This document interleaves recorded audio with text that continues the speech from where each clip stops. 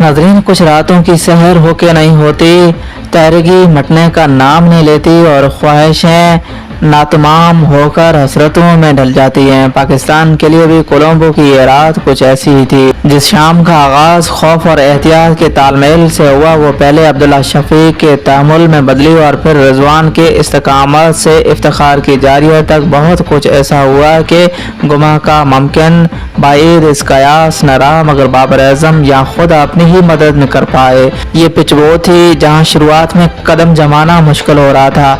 अब्दुल्ला शफीक ने एहतियात का इंतखाब किया और ये इंतखाब बिल्कुल बजा था कि श्रीलंकन बॉलिंग कोई तरनवाला नहीं थी। अब्दुल्ला का सबर बराबर रहा। रिजवान आए तो अहवाल पे गिरफ्त नहीं पा रहे थे, मगर वो जमे रहे। जो जो गेंद की काट मान पड़ी, वो अपने असल पे पलटने लगे और फिर बारिश के बाद जब कंडीशन बल्लेबाजी को साजगार हुई तो वो इफ्तिखार की हमरा अपनी टीम को वहां तक ले गए जहां से शिकस्त के लिए पाकिस्तान को एक बदतरीन बॉलिंग परफॉर्मेंस और औसत कप्तानी दरकार थी। अगरचे बादल नजर में ये पेस अटैक उसकी झलक नहीं था जो पाकिस्तान की शोहरत हो चुका था, मगर उसमें एक ऐसी कमाएगी भी न थी कि श्रीलंकन बैटिंग की मुश्किलें आसान पड़ जाती।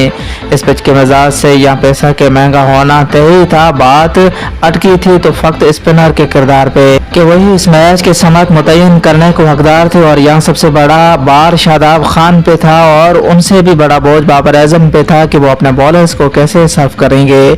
वो शादाब खान जो कभी अपने गुगलियों से बल्लेबाजों को नचा दिया करते थे, अब शायद खुद भी अपने आप को पहचान नहीं पाते। न ही उनकी उंगलियों में वो जादू नजर आता है कि जैसे पढ़ने को कोई सबक याद करना पड़ जाए। वो सारी शोहरत अब गए दिनों की याद सी बनती जा रही है। और शाहीन अफरीदी जो कि इस नामूस पेस अटैक के सरकर्दा थे, वो शुरू में ही श्रीलंकन टॉप ऑर्डर के भाव में आ बैठे। नई गेंद से विकेट बटोरना उनकी फितरत रहा है, मगर यहाँ जब वही दुरुस्त लेंथ खोजने में फीके पड़े तो मोहम्मद वसीम को दोष क्यों कर दिया जाए। मगर इफ्तिखार अहमद ने स्पिन डिपार्टमेंट की भरपूर लाज रखी। शादाब के बरक्स वो गेंद की रफ्तार घटाते चले गए और श्रीलंकन बैटिंग उलझती चली गई और फिर ये हुआ कि दोताई इनिंग तक सबकत रखने वाली श्रीलंकन इनिंग यकायक किसी बोझ तले दबने लगी। और जब श्रीलंकन कप्तान दसवां शानका पवेलियन लौट रहे थे तो परमादा स्टेडियम के डीजी ने उस्ताद नुसरत फतेह अली खान की कवाली दमादम मस्त कलंदर चलाई। ये आवाज़ कानों में पड़ते ही बाउंड्री पे खड़े शाहीन अफरीदी समेत पूरी टीम में गोया नई रूह ओत कर आई। चंद ही लम्हों बाद शाहीन शाह अफरीदी श्रीलंकन बैटिंग को तगनी का नाच नचाते लगे।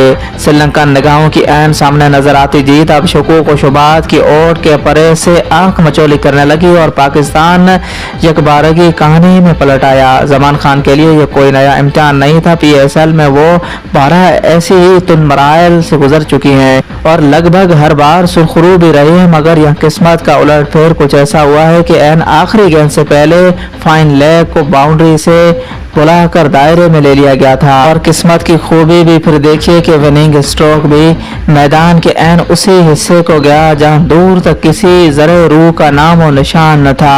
मैच में पाकिस्तान का आगाज भी बुरा न था और अंजाम भी किसी यादगार खूबी से बैयत न था, मगर जो बीच सफर में बाबर आजम ने कोताहियां की उसकी कीमत चुकाना भी शायद नागुज़ीर था।